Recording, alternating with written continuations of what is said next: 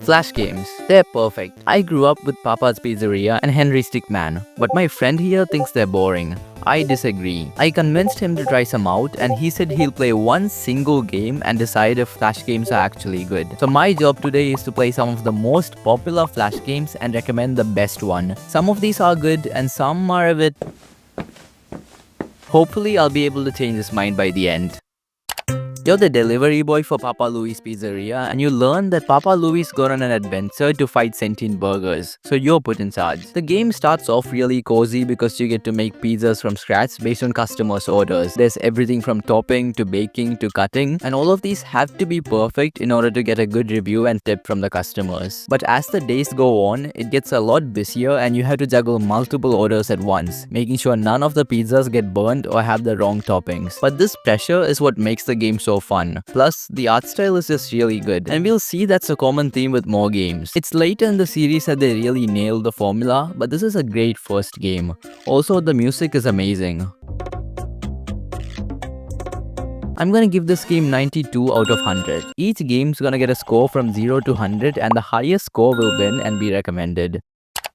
In Learn to Fly, a penguin reads a Wikipedia article that says it can't fly, so it sets out to prove the wiki editor wrong. This is the first game in the series and it's pretty simple, as each day you can fly further and further and get money, which you can buy upgrades with, for stats like acceleration and air resistance, and also items like better gliders and also rockets, which you can use to give yourself a boost. There are also higher ramps you can unlock and achievements which give you bonus cash. The game comes down to getting better and flying further each time, but this becomes fun as you get faster and it ends with you finally flying into the skies and getting brain damage. The game is pretty short but still really good. Learn to Fly gets an 89 out of 100.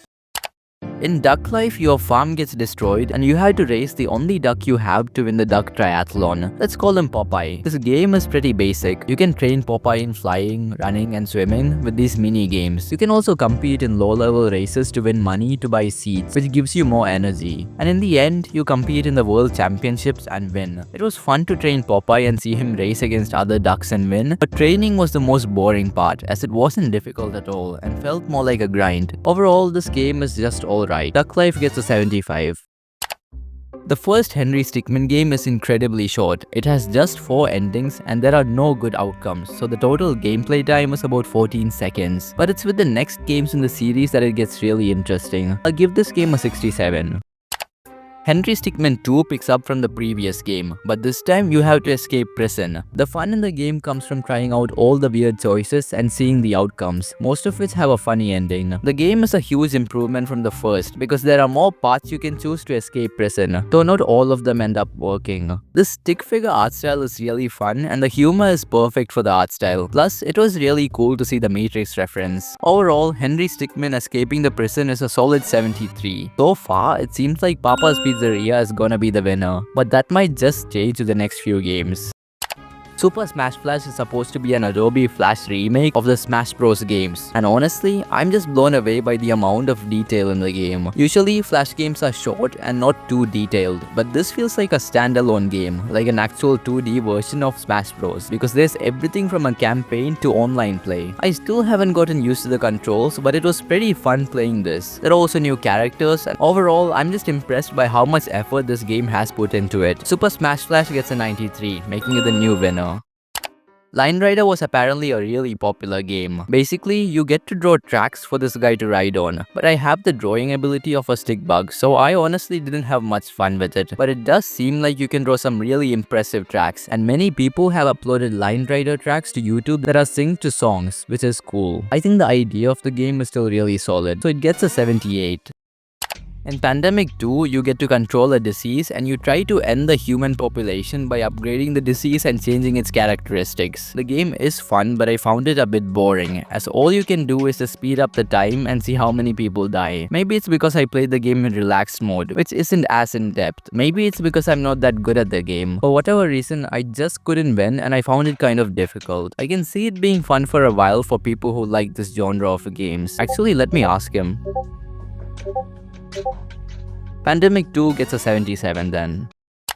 Stick RPG is supposed to be a 2D Flash version of GTA, and it's actually pretty fun. You can get a job, upgrade your home, buy furniture, get into bar fights, take loans, and best of all, gamble your life savings, which is what I did. Apparently, you can become the president in the game. I was impressed by how relatively big this Flash game was, and that's what makes it unique. The 2D art style is pretty rough around the edges, but I think that's what gives it charm. There's just a lot of possibilities in the game, and I can imagine how this must have felt like GTA to kids back then. Stick RPG gets a 93, which ties it for first place.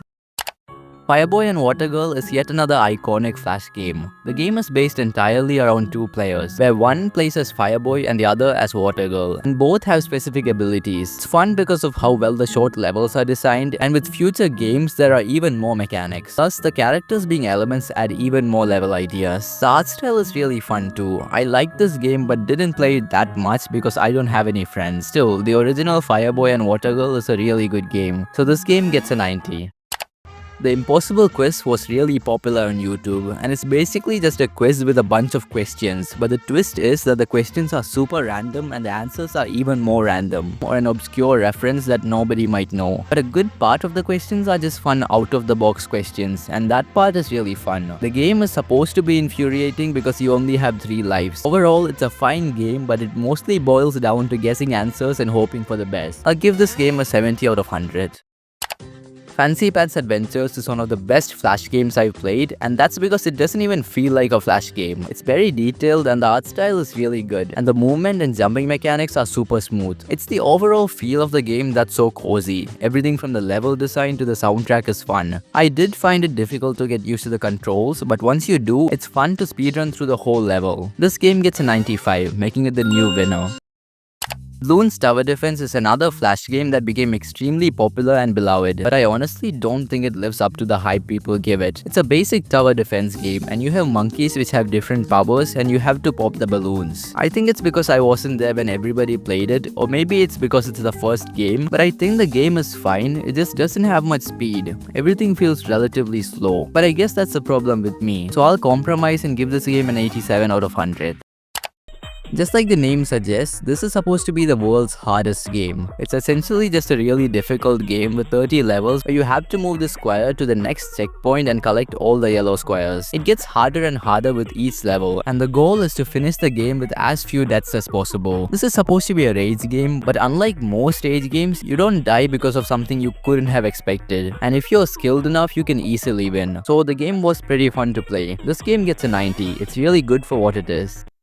Run is probably the most nostalgic Flash game for a lot of people, and I can see why. The controls are simple, and the concept of a runner but being able to stick to walls is interesting. I did like the game. It's good for a runner game, and it does get more difficult as you complete more levels, but I don't think it's anything more than a fun runner game. So Run gets an 85.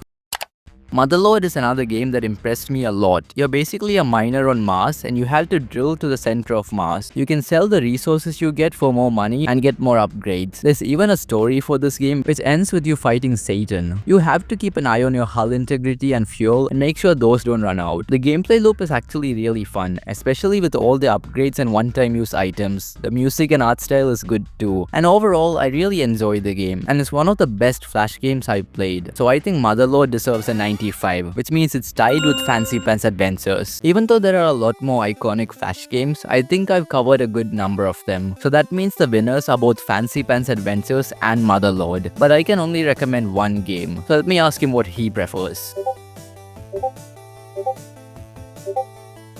So he's gone with Motherload, and I think that's a great game. Thank you for watching, and let me know what you think of these games.